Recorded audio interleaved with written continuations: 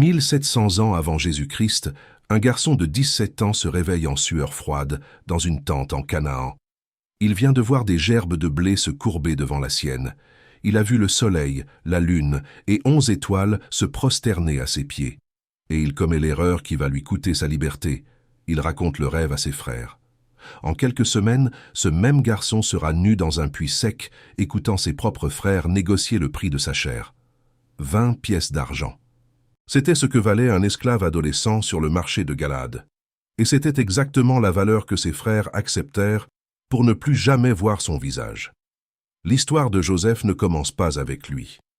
Elle commence avec un père qui aimait trop et ne savait pas le cacher. Jacob avait 12 fils de 4 femmes différentes, mais son cœur appartenait à une seule d'entre elles, Rachel. Il travailla 14 ans pour l'avoir comme épouse. 14 ans de soleil brûlant à garder des troupeaux qui n'étaient pas les siens, tout cela pour un visage. Et quand Rachel donna enfin naissance, après des années de stérilité et de larmes, le garçon qui naquit portait tout le poids de cet amour accumulé. Joseph était plus qu'un fils. Il était la preuve vivante que la souffrance de Jacob en avait valu la peine. Le problème est que les 11 autres le savaient. Avant de commencer, écrivez dans les commentaires d'où vous regardez. Laissez votre like, abonnez-vous à la chaîne et activez la cloche. Nous continuons. Jacob ne fit pas semblant. Quand Joseph eut 17 ans, le père fit faire une tunique spéciale pour lui. Ce n'était pas n'importe quel vêtement. Le texte hébreu décrit une pièce longue, colorée, qui allait jusqu'aux poignets et aux chevilles. C'était le type de vêtement porté par ceux qui n'avaient pas besoin de travailler au champ. Alors que les frères aînés faisaient paître les brebis sous 40 degrés de chaleur, Joseph marchait dans le campement comme un prince avec sa cape de plusieurs couleurs. Le message était clair. Il était différent. Il était l'élu. Les frères ne pouvaient même pas parler pacifiquement à Joseph. Le texte de la Genèse utilise une expression forte en hébreu. Ils le haïssaient. Ce n'était pas une rivalité commune entre frères. C'était un ressentiment qui grandissait chaque jour, nourri par chaque regard de préférence que Jacob dirigeait vers le fils de Rachel. Et alors vinrent les rêves. Le premier rêve survint pendant l'époque de la moisson. Joseph se vit lui-même et ses frères liant des gerbes de blé dans le champ.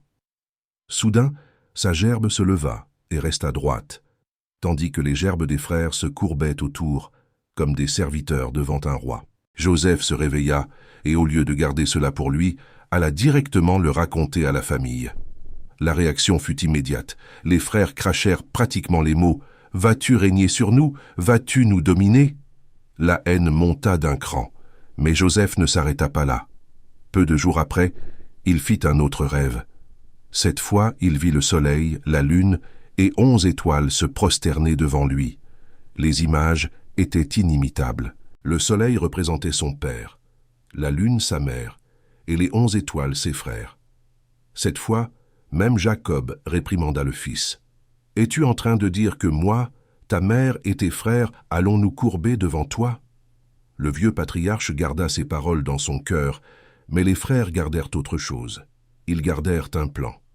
L'opportunité vint des semaines plus tard. Les 10 frères aînés faisaient paître le troupeau à Sichem, à environ 80 kilomètres d'Hébron, où la famille habitait.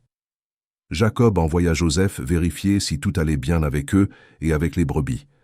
Le garçon revêtit sa tunique colorée et partit seul. Il n'avait aucune idée qu'il marchait vers un piège. Quand les frères virent Joseph approcher au loin, la tunique était inconfondable. La haine qui fermentait depuis des années trouva sa chance. « Voilà le rêveur qui arrive, » dirent-ils entre eux. « Tuons-le et jetons-le dans une citerne. Ensuite, nous dirons qu'une bête sauvage l'a dévoré. Alors, nous verrons ce qu'il adviendra de ses rêves. » Le plan était simple, meurtre suivi de mensonge, et il fut presque exécuté. Ruben, le premier-né, intervint. Non par amour pour Joseph, mais par peur des conséquences. Il convainquit les autres de ne pas verser le sang directement. L'idée était de jeter Joseph dans une citerne vide et de le laisser mourir de soif. Ruben prévoyait de revenir secrètement plus tard et de secourir le frère, le rendant au père. Mais il sous-estima la cruauté des autres. Dès que Joseph arriva, les frères arrachèrent sa tunique. Cette cape qui représentait tout ce qu'ils haïssaient, la préférence du père, les rêves de grandeur, l'arrogance juvénile. Ils ôtèrent le vêtement de son corps et le jetèrent dans une citerne sèche. Le puits avait environ 5 mètres de profondeur. Des parois de pierre lisse, aucune possibilité d'escalade. Joseph cria, implora, pleura. Les frères s'assirent pour manger du pain. Cette image est l'une des plus brutales de la Bible, non par la violence physique explicite, mais par la froideur. 10 hommes adultes mangeant tranquillement tout en écoutant les cris désespérés de leurs propres frères résonnant de l'intérieur de la terre. Des années plus tard, quand la culpabilité les rattrapa enfin, ils confesseraient « Nous avons vu l'angoisse de son âme quand il nous suppliait, et nous ne l'avons pas écouté. Ils virent, ils entendirent, et ils continuèrent à mâcher. » Ce fut durant ce repas que Judas eut une idée. Une caravane de marchands ismaélites passait sur la route, chargée d'épices et de baumes en chemin vers l'Égypte. Judas fit les comptes. Tuer Joseph n'apporterait aucun profit. Mais le vendre comme esclave signifiait 20 pièces d'argent divisées entre eux. De plus, il n'aurait pas de sang sur les mains. Le plan fut accepté à l'unanimité. 20 pièces d'argent. C'était le prix moyen d'un jeune esclave dans l'ancien Moyen-Orient, l'équivalent d'environ 2 ans de salaire d'un travailleur ordinaire. Les frères tirèrent Joseph hors du puits, probablement criant encore, ne comprenant toujours pas ce qui se passait, et le livrèrent aux marchands madianites. En quelques minutes, Joseph était enchaîné dans une file d'esclaves, voyant ses propres frères compter les pièces et les diviser entre eux. La dernière image qu'il eut de la maison fut celle de 10 hommes qui partageaient son sang, le transformant en marchandise. Quand Ruben revint à la citerne et vit que Joseph n'était plus là, il déchira ses vêtements en désespoir. Mais il était trop tard. Le groupe avait maintenant besoin d'une histoire à raconter au père. Ils prirent la tunique colorée de Joseph, tuèrent un chevreau et plongèrent le tissu dans le sang. Ensuite, ils portèrent le vêtement à Jacob et demandèrent avec une innocence feinte « Nous avons trouvé ceci. Vois si c'est la tunique de ton fils. » Jacob reconnut immédiatement. Il tomba à genoux et poussa un cri qui résonna dans tout le campement. « Une bête sauvage l'a dévoré, » conclut-il. Joseph a été mis en pièces. Le patriarche de plus de 100 ans déchira ses propres vêtements, revêtit le sac et entra dans un deuil qui durerait plus de 2 décennies. Tous ses fils et filles vinrent le consoler, mais il refusait tout réconfort. « Je descendrai en deuil au séjour des morts vers mon fils », disait-il. Les mêmes hommes qui avaient causé cette douleur feignaient de l'essuyer. Le mensonge était scellé. Pendant que Jacob pleurait en Canaan, Joseph traversait le désert du Sinaï enchaîné. La distance entre Dothan, où il fut vendu, et l'Égypte était d'environ 400 kilomètres. À pied, avec une caravane de chameaux chargés, le voyage prenait environ 3 semaines. 3 semaines pour que Joseph assimile ce qui s'était passé. 3 semaines de nuits froides dans le désert, de repas misérables, de chaînes aux poignets. Le garçon qui se réveillait dans des tentes confortables et portait des tuniques de prince marchait maintenant pieds nus parmi des esclaves d'autres nations. En Égypte, Joseph fut vendu à nouveau. Cette fois, l'acheteur était un homme nommé Potiphar, capitaine de la garde personnelle du pharaon. C'était l'un des officiers les plus importants du royaume, responsable de la sécurité du palais et de l'exécution des prisonniers d'État. La maison de Potiphar était l'une des plus grandes de Memphis, avec des dizaines d'esclaves, de vastes propriétés agricoles et un accès direct au centre du pouvoir égyptien. Joseph avait tout pour n'être qu'un numéro de plus dans cette structure. Mais quelque chose en lui se distinguait. Le texte biblique dit que l'Éternel était avec Joseph et que tout ce qu'il faisait prospérait. En quelques années, l'esclave hébreu passa de serviteur ordinaire à administrateur de toute la maison de Potiphar. L'Égyptien avait tellement confiance en Joseph qu'il ne se souciait de rien d'autre que de la nourriture qu'il mangeait. Toute la gestion financière, tous les esclaves, toutes les propriétés étaient entre les mains de ce jeune étranger.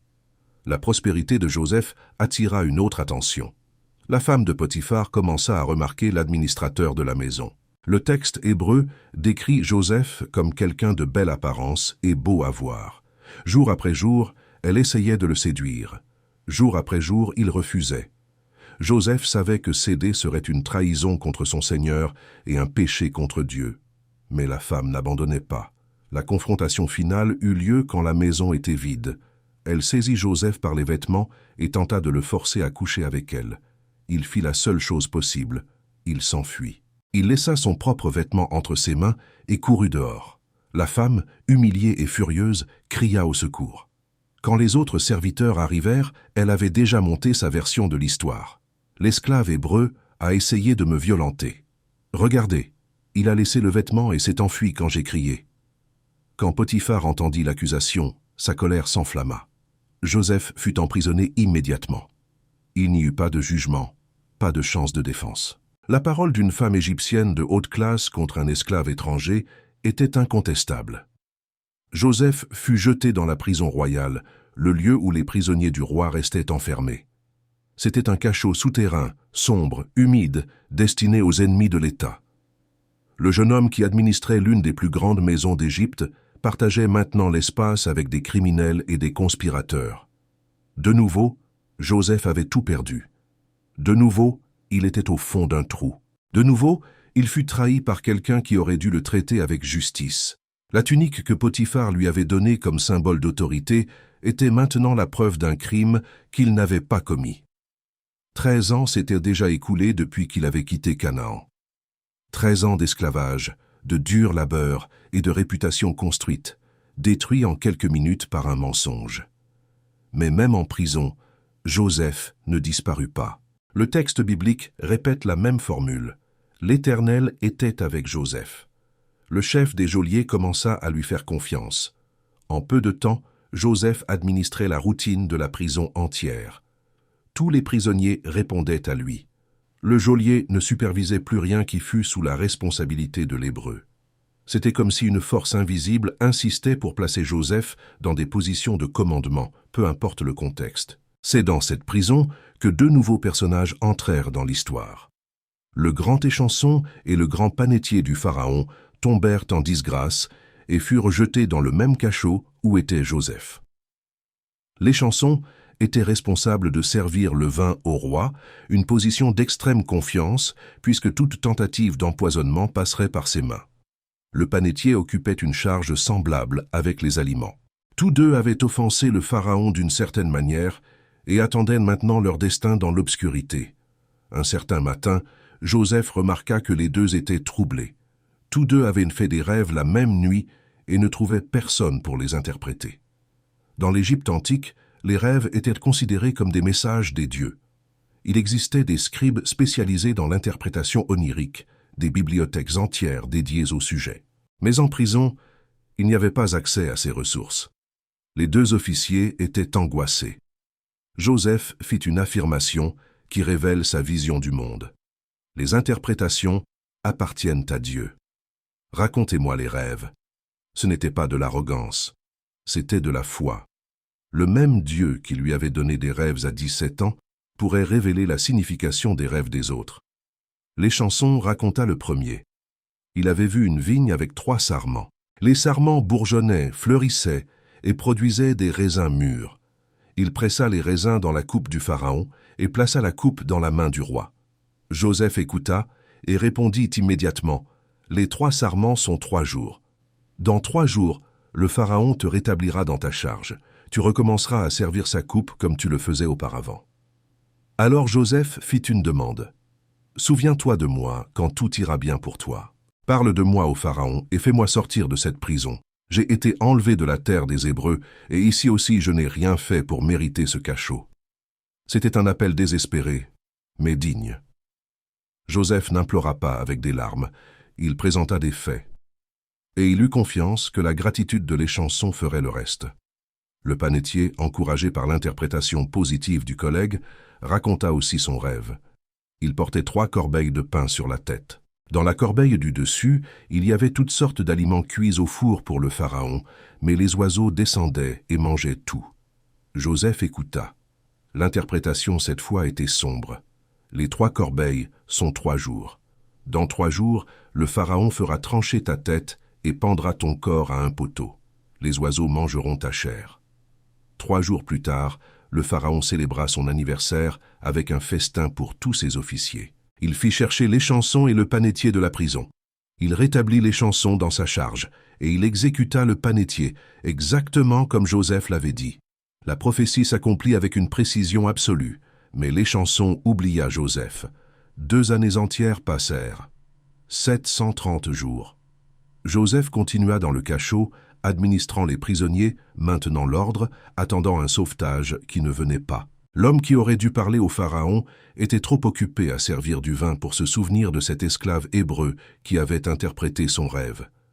La gratitude humaine a la mémoire courte, jusqu'à ce que le pharaon lui-même commença à rêver. En une seule nuit, le roi d'Égypte fit 2 rêves troublants. Dans le premier, il était au bord du fleuve Nil, quand 7 vaches grasses et saines sortirent de l'eau et commencèrent à paître. Peu après, 7 vaches maigres et laides, comme il n'en avait jamais vu dans toute la terre d'Égypte, sortirent du même fleuve et dévorèrent les vaches grasses. Mais même après avoir avalé les 7 vaches saines, les maigres restaient maigres comme avant. Pharaon se réveilla effrayé. Il se rendormit et fit un autre rêve. Cette fois, il vit 7 épis de blé pleins et beaux poussant sur une seule tige. Ensuite, 7 épis maigres et brûlés par le vent d'Orient germèrent et engloutirent les bons épis. Pharaon se réveilla à nouveau, son esprit était troublé. Au matin, le roi convoqua tous les magiciens et sages d'Égypte. C'était une armée de spécialistes en interprétation de rêves, des scribes formés pendant des décennies, des prêtres qui dédiaient leur vie à déchiffrer les messages des dieux. Pharaon raconta ses rêves, aucun ne réussit à interpréter. Le silence des sages était assourdissant. Le roi le plus puissant de la terre avait reçu un message et ne trouvait pas de traducteur. Ce fut alors que l'échanson se souvint enfin. Il s'approcha du pharaon et confessa sa faute. Il y avait un jeune hébreu en prison, serviteur du capitaine de la garde, qui avait interprété correctement son rêve et celui du panetier 2 ans auparavant. Tout s'était passé exactement comme il l'avait dit. Pharaon n'hésita pas. Il fit chercher Joseph immédiatement. Joseph fut tiré à la hâte du cachot. On le rasa, on changea ses vêtements et on l'amena en présence de l'homme le plus puissant du monde antique. Le contraste était absolu. D'un côté, le pharaon assis sur son trône doré, entouré d'or, de lin et d'encens. De l'autre, un esclave hébreu de 30 ans qui venait de sortir d'une prison souterraine. Mais Joseph ne trembla pas. Le pharaon fut direct. « J'ai fait un rêve et personne ne peut l'interpréter. J'ai entendu dire que tu le peux. » Joseph répondit avec la même conviction qu'il avait montrée en prison. « Ce n'est pas en moi. C'est Dieu qui donnera au pharaon une réponse de paix. » Ce n'était pas de la fausse modestie, c'était la déclaration d'un homme qui avait appris, en 13 ans de souffrance, que le pouvoir venait d'ailleurs. Le pharaon raconta les 2 rêves. Joseph écouta en silence. Et quand le roi termina, l'interprétation vint comme un fleuve. Les 2 rêves n'en font qu'un. Dieu montre au pharaon ce qu'il va faire. Les 7 bonnes vaches et les 7 bons épis sont 7 années. Les 7 vaches maigres et les 7 mauvais épis sont aussi 7 années. Ce sont 7 années de famine. Joseph continua. 7 années de grande abondance viendront sur toute la terre d'Égypte. Après elles, viendront 7 années de famine si sévères que toute l'abondance sera oubliée. La famine consumera la terre. Le rêve a été répété 2 fois parce que la chose a déjà été arrêtée par Dieu et Dieu va faire cela bientôt. Mais Joseph ne s'arrêta pas à l'interprétation. Il présenta une solution. Que Pharaon choisisse un homme intelligent et sage et le place sur la terre d'Égypte. Qu'il désigne des commissaires pour recueillir un 5e de toute la récolte pendant les 7 années d'abondance. Qu'ils emmagasinent ce grain sous l'autorité du Pharaon. Ainsi, la terre ne périra pas pendant la famine. Le plan était brillant. 20% de toute la production agricole de l'Égypte serait stockée dans des silos royaux pendant 7 ans. Quand la famine arriverait, le pays aurait des réserves suffisantes pour survivre et même pour vendre aux pays voisins qui seraient dévastés. C'était un programme de gestion de crise qui rivalisait avec n'importe quelle planification moderne. Pharaon regarda ses conseillers. Il regarda de nouveau Joseph. Et il posa la question qui changerait tout. Existe-t-il quelqu'un comme cet homme en qui est l'Esprit de Dieu? Personne ne répondit. Alors, le Pharaon s'adressa à Joseph. Puisque Dieu t'a révélé tout cela, il n'y a personne d'aussi intelligent et sage que toi. Tu administreras ma maison. Tout mon peuple obéira à tes ordres. Seulement moi, sur le trône, je serai plus grand que toi. » En un seul matin, Joseph passa de prisonnier à gouverneur. Le pharaon ôta l'anneau de son propre doigt et le mit au doigt de Joseph. Il le revêtit de vêtements de fin lin. Il mit un collier d'or à son cou. Il lui donna le second char du royaume, et des héros allaient devant en criant pour que tous s'agenouillent.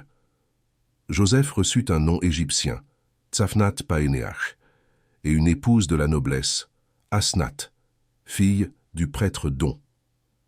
À 30 ans, l'esclave hébreu était maintenant le deuxième homme le plus puissant du plus grand empire de l'époque. Les 7 années d'abondance commencèrent exactement comme Joseph l'avait prédit. Les récoltes étaient si abondantes qu'il arrêta de compter. Le grain était comme le sable de la mer, impossible à mesurer. Joseph parcourut toute l'Égypte, établissant des silos de stockage dans chaque ville, recueillant l'excédent, préparant la nation pour ce qui viendrait.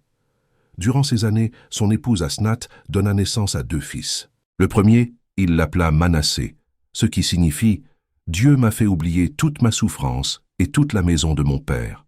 Le second, il l'appela Éphraïm, « Dieu m'a fait fructifier dans la terre de mon affliction ». Les noms étaient des mémoriaux vivants de ce que Joseph avait traversé. Alors, l'abondance prit fin. Les 7 années de famine arrivèrent exactement comme annoncé. Les pluies cessèrent, le Nil baissa, les récoltes échouèrent, et pas seulement en Égypte. La famine se répandit sur toutes les terres alentours. Canaan, Syrie, Mésopotamie, toute la région du croissant fertile fut dévastée. Mais l'Égypte avait des réserves. Les silos que Joseph avait remplis durant l'abondance nourrissaient maintenant une nation entière. Quand le peuple commença à avoir faim, il cria au Pharaon. La réponse du roi était toujours la même. « Allez vers Joseph et faites ce qu'il vous dira. » Joseph ouvrit les greniers et commença à vendre du grain aux Égyptiens. Ensuite, aux étrangers qui venaient de toutes les parties du monde antique en quête de nourriture. L'Égypte devint le centre du commerce mondial de vivres. Et Joseph était l'homme derrière chaque transaction. À plus de 400 kilomètres de là, en Canaan, un vieux patriarche de 130 ans regardait ses troupeaux mourir et ses champs sécher. Jacob apprit qu'il y avait du grain en Égypte. Il regarda les 10 fils qui lui restaient encore. Benjamin, le cadet, il le gardait toujours près de lui, et donna l'ordre. « Descendez en Égypte et achetez de la nourriture pour nous, afin que nous vivions et ne mourions pas. » Les 10 frères de Joseph partirent pour l'Égypte. 22 ans s'étaient écoulés depuis qu'ils avaient vendu le frère cadet pour 20 pièces d'argent. 22 ans de secrets, de culpabilité enterrée, de mensonges soutenus. Aucun d'eux n'imaginait qu'ils étaient sur le point de rencontrer la conséquence de leurs actes. Quand ils arrivèrent en Égypte, ils furent amenés en présence du gouverneur qui contrôlait la vente de grains. Ils entrèrent dans la salle et, comme tous les étrangers le faisaient, se prosternèrent le visage contre terre. Joseph reconnut ses frères immédiatement. Mais eux ne le reconnurent pas. Comment le reconnaîtraient-ils? L'adolescent de 17 ans qu'ils avaient jeté dans un puits était maintenant un homme de presque 40 ans, vêtu comme un prince égyptien, parlant la langue du pays, utilisant un nom étranger. La transformation était complète. Les gerbes se courbèrent. Joseph se souvint des rêves. Il se souvint de chaque détail, et il prit une décision. Il ne se révélerait pas encore. Il avait besoin de tester ces hommes. Il avait besoin de savoir s'ils avaient changé ou s'ils continuaient d'être les mêmes qu'il avait vendus des décennies auparavant. Il commença par les traiter avec dureté. « Vous êtes des espions, accusa-t-il. Vous êtes venus voir les faiblesses du pays. » Les frères nièrent désespérément. « Nous sommes des hommes honnêtes, fils d'un même père en Canaan. Nous étions 12 frères. Le plus jeune est avec notre père, et l'un n'est plus. » La mention du frère qui n'est plus dut couper Joseph de l'intérieur, mais il garda sa contenance. Joseph les emprisonna pendant 3 jours. Ensuite, il offrit une proposition. L'un d'eux resterait prisonnier en Égypte, tandis que les autres retourneraient chez eux avec le grain. Mais il devrait amener le frère cadet, Benjamin, pour prouver qu'ils n'étaient pas des espions. S'il ne l'amenait pas, ils ne verraient plus jamais le frère prisonnier, ni n'achèteraient de grain en Égypte. Ce fut à ce moment que la culpabilité déborda enfin. Sans savoir que Joseph comprenait l'hébreu, il utilisait un interprète, les frères commencèrent à parler entre eux. Certainement nous sommes punis à cause de notre frère. Nous avons vu l'angoisse de son âme quand il nous suppliait, mais nous n'avons pas écouté. C'est pourquoi cette affliction est venue sur nous. » Ruben fut encore plus direct. « Ne vous ai-je pas dit de ne pas pécher contre l'enfant? Vous n'avez pas écouté. Maintenant, son sang nous est redemandé. » Joseph entendit chaque mot. Il se tourna de côté et pleura. 22 ans de douleur refoulée, trouvant enfin une soupape d'échappement. Mais quand il revint pour les affronter, son visage était dur à nouveau. Il fit enchaîner Siméon devant tous et renvoya les autres en Canaan. Secrètement, cependant, Joseph ordonna de remettre l'argent de chacun dans leur sac de grains. Les frères ne découvrirent cela que lorsqu'ils s'arrêtèrent pour passer la nuit en chemin. En ouvrant un sac pour nourrir les ânes, l'un d'eux trouva l'argent au sommet. La terreur s'empara de tous. Qu'est-ce que Dieu est en train de nous faire? Quand ils arrivèrent en Canaan et racontèrent tout à Jacob, le vieux patriarche s'effondra. Joseph n'est plus. Siméon n'est pas là. Et maintenant vous voulez prendre Benjamin? Tout retombe sur moi. Jacob refusa de laisser partir Benjamin. Il préférait perdre Siméon que de risquer le dernier fils de Rachel. Mais la famine continuait. Les grains apportés d'Égypte s'épuisèrent. La famille mourait de faim. Judas, le même qui avait suggéré de vendre Joseph des décennies plus tôt, prit l'initiative. Il promit au père qu'il veillerait sur Benjamin sur sa propre vie. « Si je ne le ramène pas, je serai coupable devant toi pour toujours. » C'était une transformation. L'homme qui avait vendu un frère offrait maintenant sa propre vie pour en protéger un autre. Jacob céda enfin. Il ordonna aux fils d'apporter des présents au gouverneur d'Égypte, du baume, du miel, des épices, de la myrrhe, des pistaches et des amandes, ainsi que le double de l'argent pour rendre ce qui avait été trouvé dans les sacs. Et il envoya Benjamin avec eux. Quand Joseph vit Benjamin, le seul frère qui partageait la même mère, il fut saisi d'une émotion qu'il parvenait à peine à contrôler. Il fit préparer un festin dans sa maison pour ses hommes. Les frères furent terrifiés. Ils crurent qu'ils seraient emprisonnés à cause de l'argent. Mais l'intendant de la maison les tranquillisa. « Votre Dieu, le Dieu de votre père, a mis ce trésor dans les sacs. Votre paiement m'est parvenu. » Le festin eut lieu. Joseph fit asseoir les frères par ordre d'âge, du premier-né au cadet. Ils se regardaient avec étonnement. Comment cet Égyptien connaissait-il l'ordre? Les portions de nourriture venaient de la table de Joseph, et la portion de Benjamin était 5 fois plus grande que celle des autres. Joseph testait, voulant voir s'il y avait encore de l'envie. Mais les frères mangèrent et burent joyeusement avec lui. Aucun signe de ressentiment contre le favori. Le lendemain matin, Joseph ordonna qu'on remplisse les sacs de grains et de nouveau qu'on remette l'argent. Mais cette fois, il ajouta une instruction. Sa propre coupe d'argent devait être cachée dans le sac de Benjamin. Les frères partirent sans connaître le piège. À peine étaient-ils sortis de la ville que l'intendant de Joseph les rattrapa. « Pourquoi avez-vous rendu le mal pour le bien? Vous avez volé la coupe d'argent de mon Seigneur. » Les frères nièrent avec véhémence. « Si la coupe est trouvée sur l'un de nous, que celui-là meure, et nous autres serons esclaves. » L'intendant accepta une version plus douce. « Celui sur qui la coupe sera trouvée sera mon esclave, et les autres seront libres. » La fouille commença par le plus vieux et finit par le plus jeune. Quand ils ouvrirent le sac de Benjamin, la coupe était là. Les frères déchirèrent leurs vêtements en désespoir et retournèrent à la ville. Devant Joseph, Judas fit le discours le plus éloquent de tout le récit. Il raconta le père âgé qui aimait le cadet plus que sa propre vie. Il expliqua que perdre Benjamin tuerait Jacob de chagrin. Et alors il s'offrit lui-même, « Permets que je reste comme esclave à la place de l'enfant. Laisse-le repartir avec les frères. Je ne peux pas voir le malheur qui tombera sur mon père. » Joseph ne put plus se contenir. Il ordonna que tous les Égyptiens sortent de la salle. Quand il resta seul avec les frères, il commença à pleurer si fort que les Égyptiens dehors l'entendirent. Entre les sanglots, il dit en hébreu « Je suis Joseph. Mon père vit-il encore ?» Les frères restèrent paralysés de terreur. Ils ne parvenaient pas à parler. Le frère qu'ils avaient vendu comme esclave était maintenant l'homme qui contrôlait s'il vivrait ou mourrait. Joseph les appela plus près. « Je suis Joseph, votre frère, celui que vous avez vendu pour l'Égypte. Mais ne vous attristez pas ni ne vous blâmez de m'avoir vendu ici. C'est pour préserver des vies que Dieu m'a envoyé devant vous. La famine dure depuis 2 ans et il y en aura encore 5 sans labour ni moisson. Dieu m'a envoyé devant vous pour préserver un reste sur la terre et pour sauver vos vies par une grande délivrance. C'était le pardon total. Non seulement le pardon, mais la réinterprétation. Joseph voyait la main de Dieu opérant à travers les pires choix humains. Le puits, l'esclavage, la prison, la calomnie, tout avait été dirigé vers ce moment. Vous aviez médité le mal contre moi, mais Dieu l'a changé en bien. Joseph embrassa Benjamin et pleura. Il embrassa tous les frères et pleura sur chacun d'eux.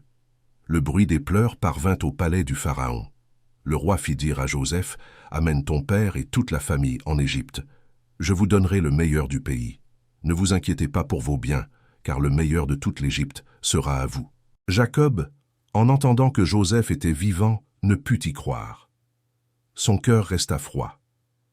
Mais quand il vit les chariots que Joseph avait envoyés pour le transporter, son esprit revécut. « C'est assez, dit-il. Joseph, mon fils, vit encore. J'irai le voir avant de mourir. » La famille entière de Jacob descendit en Égypte. 70 personnes, comptant fils, petits-fils et arrière-petits-fils. Joseph alla à la rencontre du père à Goshen.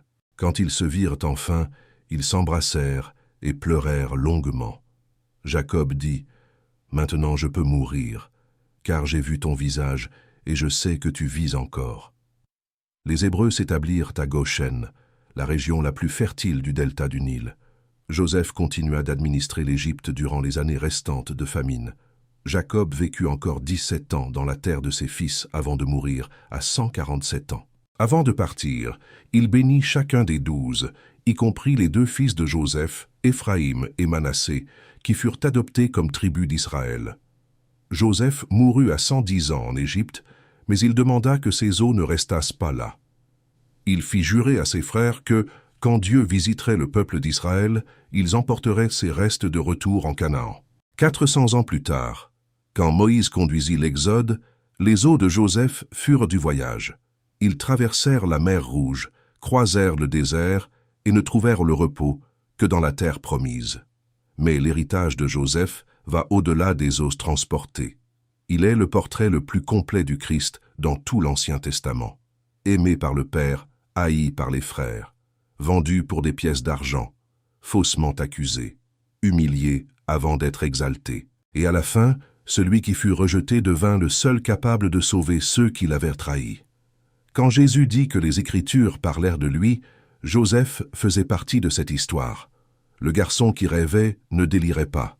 Il voyait l'avenir avec des yeux que Dieu avait ouverts.